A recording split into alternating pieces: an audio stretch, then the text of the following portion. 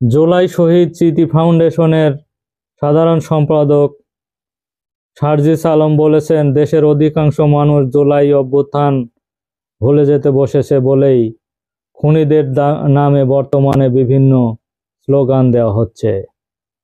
তিনি আরো বলেন, গত শুক্রবার 13 ডিসেম্বর রাজধানীর ডিপ্লোমা ইঞ্জিনিয়ার ইনস্টিটিউটে আয়োজিত চাঁপাইনবাবগঞ্জ ফোরামের এক অনুষ্ঠানে তিনি এসব কথা বলেন।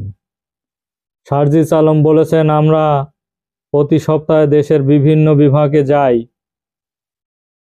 শহীদ পরিবারগুলোর সঙ্গে আমাদের দেখা হয়, কথা হয়।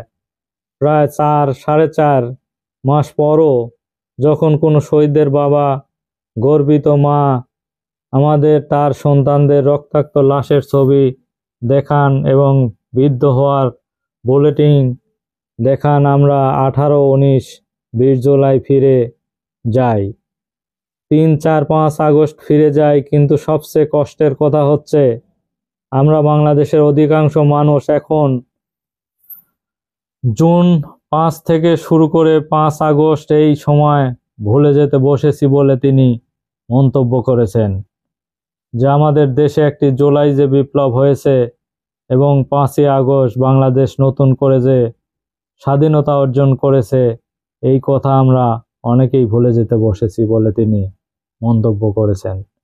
তিনি আরো বলেন, 24-এর চেতনা কাজে লাগিয়ে ঐক্যবদ্ধ এগিয়ে যেতে হবে।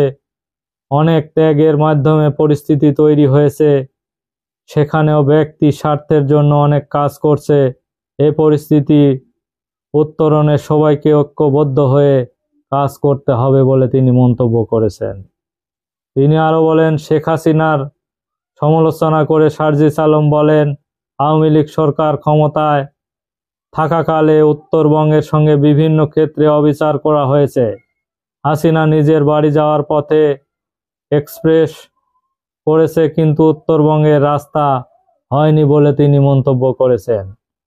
শহীদদের আকাঙ্ক্ষা বাস্তবায়ন না হওয়া পর্যন্ত মাঠে থাকার প্রত্যয় ব্যক্ত করে বৈষম্য বিরোধী ছাত্র আন্দোলনের সমন্বয়ক, ঢাকা বিশ্ববিদ্যালয় শাখা ইসলামী ছাত্র শিবিরের সভাপতি সাদিক কায়ুম সভাপতি বক্তব্য, চাঁপাইনবাবগঞ্জ ফোরামে ঢাকা মহানগর জামাতের আমির নুরুল ইসলাম বুলবুল, পতিত স্বৈরাচার শেখ হাসিনার প্রেতাত্মার পরিস্থিতি উত্তপ্ত করে এবং ঘোলা পানিতে মাছ শেখার চেষ্টা করছে, সবাই সজাগ থাকার আহ্বান জানিয়েছেন।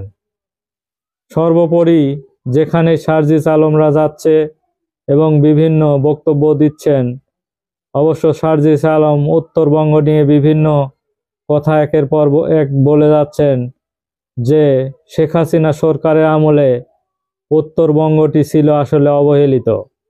শুধু তিনি দক্ষিণবঙ্গ এবং তার বাড়ি যাওয়ার যে রাস্তাগুলো প্রশস্ত করেছে এবং সুন্দর করেছে, কিন্তু উত্তরবঙ্গের কোনো উন্নতি হয়নি এবং রাস্তাগুলো সুন্দর হয়নি বলে তিনি মন্তব্য করেছেন।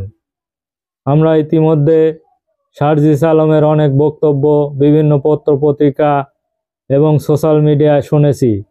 তিনি উত্তরবঙ্গ নিয়ে বহু বক্তব্য দিয়েছেন যে আসলে উত্তরবঙ্গ অবহেলিত থেকেছে।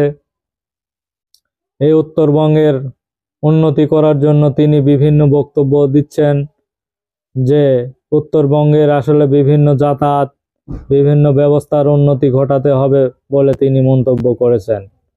ধন্যবাদ সবাইকে।